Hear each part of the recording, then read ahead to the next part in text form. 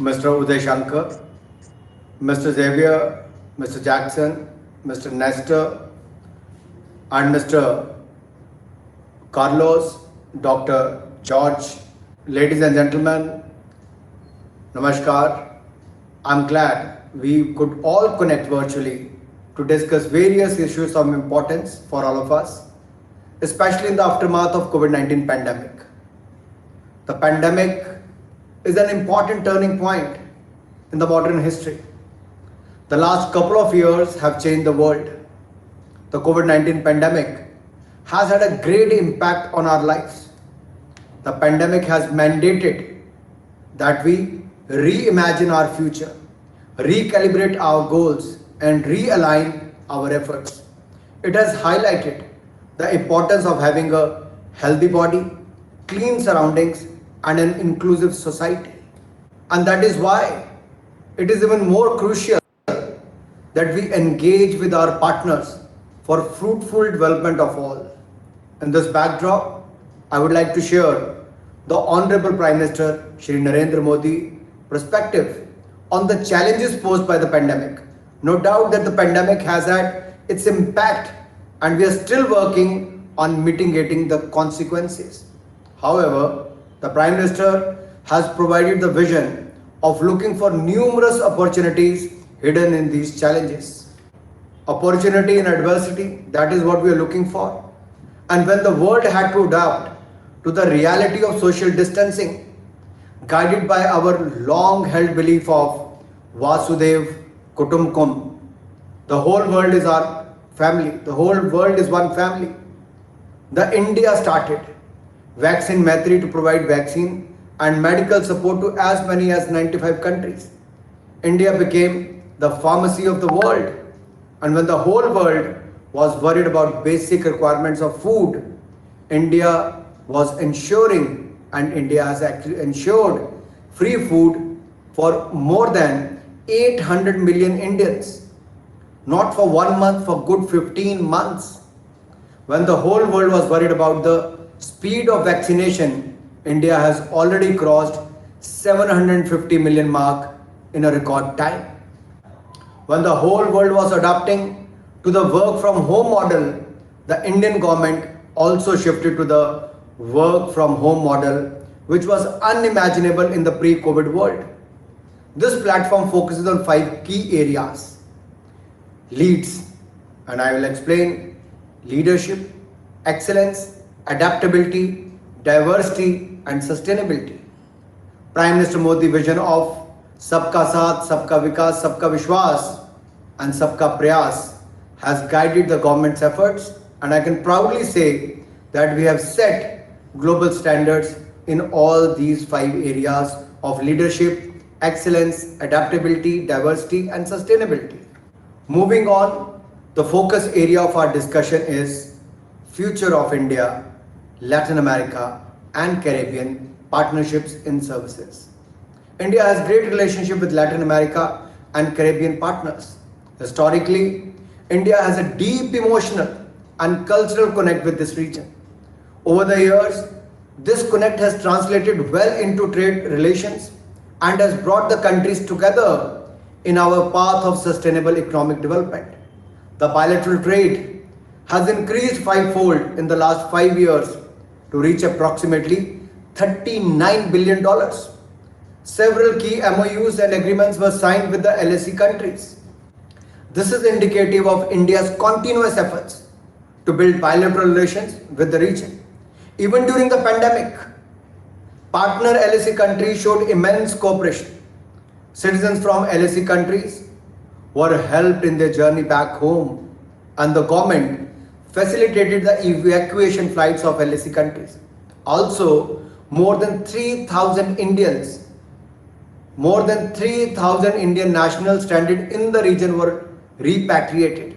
Indian missions worked tirelessly with local authorities and aviation companies to find different ways to fly out Indians under stringent travel restrictions. This exercise made the relations more cordial and friendly. Moving on, I want to highlight the increasing imprint of our economies in the world order. Traditionally, India, and the Latin American and Caribbean nations have been seen as areas of utilization of human capital and abundant natural resources. However, we have emerged as a hub of service sector for the whole world. India has already established itself as a service sector hub of the world, especially providing highly professional IT and financial services. Similarly, there has been growth in the service sector in the last decade in Latin America and Caribbean.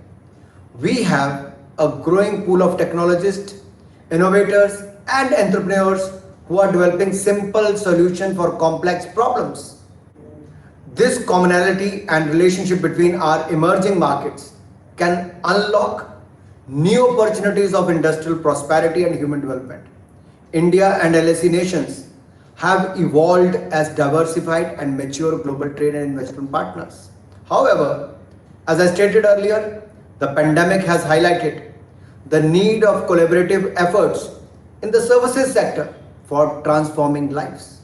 The Indian government, led by Prime Minister, has developed various solutions which have far-reaching benefits, not just for India, but all interested partners as well. For example, UPI Bheem, clubbed with the trinity of Jan Dhan, Aadhaar and Mobile, which we simply call JAM Trinity, has ensured welfare delivery directly to the beneficiary without any leakages or delays. It's a big change, sea change. It brought more transparency and accountability to the system. So today, more than 1 billion biometric identities, more than 1 billion bank accounts, and more than 1 billion cell phones give India by far the biggest digital public infrastructure in the world. That is also shaping 1 billion new dreams. This is an opportunity, a market, and transformation unlike any other in the world. Similarly, other innovation which proved extremely beneficial in handling the pandemic was the Arogya Setu app, which ensured smooth management of the spread of the pandemic last year. And the CoWIN app has ensured smooth vaccination of the people this year. And as I said earlier, more than 750 million vaccinations so far. These innovative solutions have set global benchmarks for the world. Not only this, the government has pushed for major reforms in ease of doing business, ease of compliance. These reforms have made India one of the most favored investment destinations in the world. The response of the world investors is evident from the foreign direct investment. The FDI inflows of about $82 billion in India in the last year. Moreover, this year India has already attracted FDI inflow of more than $22.53 billion during the first 3 months. Can you imagine just one quarter, more than $22.53 billion FDI inflow, which is 90% higher as compared to the last year. The decisive sweeping reforms undertaken by the government have made doing business in India much easier. The agriculture reforms have opened up space for large-scale efficiency and innovation in agri-tech subsector. It has paved way for efficient farming inputs, supply chain management, warehousing and farm markets. The labor law reforms have made compliance much easier. Deployment of goods and services tax, GST, along with the faceless assessment and faceless appeal for the income tax have revolutionized the tax regime of the country. Not only the world's greatest tech giants in awe of these immensely successful, socially relevant innovations, but also nations of the world are lining up to adopt these for their own citizens. These are opportunities to solve problems in every sector. This is new India, where policymakers is matching the pace of technology. Governance has become anticipatory rather than being reactive, and industries innovating, keeping pace with today's requirements. Powered with the youthful energy of 1.3 billion Indians, we are marching towards realizing the dream of Atmanirbhar Bharat, self-reliant India, which is just not self-sufficient but is also capable of leading its partners in deploying innovative, sustainable solutions. We have taken stock of the present and the future. Technological changes bring systematic disruption. At the same time, these changes come with the promise of raising global GDP, thereby incomes, improving our healthcare, education, and food production. I believe the largest growth will be seen in the service sector, and this growth in the service sector will fuel progress in agriculture and the manufacturing sector too. These changes will provide immense opportunities for growth and development and provide avenues for employment. Thus, we need to develop inclusive and sustainable systems even further. In this backdrop, it becomes extremely important for countries to focus on development of skill set and entrepreneurial mindset of the youth. India and LAC region have one of the youngest working populations in the world. Thus, it is important to ensure constructive and fruitful involvement of youth in democracy, governance, business, and innovation. To ensure this, the Indian government has recently come up with a new educational policy. It provides a required framework for students to not just pursue their interest but excel in this dynamic world and stay prepared for future opportunities. I must highlight the role of sports in the development of youth and their aspirations. My country shares the enthusiasm and a sense of rich sporting culture with Latin America and Caribbean. Sports is a powerful tool to provide a holistic development to our youth. India's historic performance at the Tokyo 2020 Olympics and Paralympics has paved way for further strengthening of our sports culture in India. I hope to partner in the developing fields of sports, science, medicine, psychology, analytics, and various other upcoming fields for further development of rich sporting culture in India and the LAC region. These are some of the areas where I see opportunities for us to partner. Media and entertainment is another area. Content creation in India will be a huge area to work for.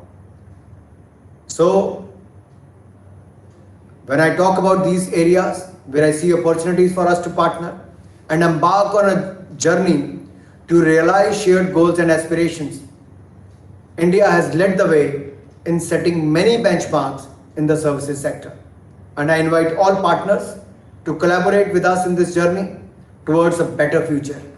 Better future for us. Us means India, Caribbean, and all the LAC countries. Thank you. Jai Hind, Jai Bharat.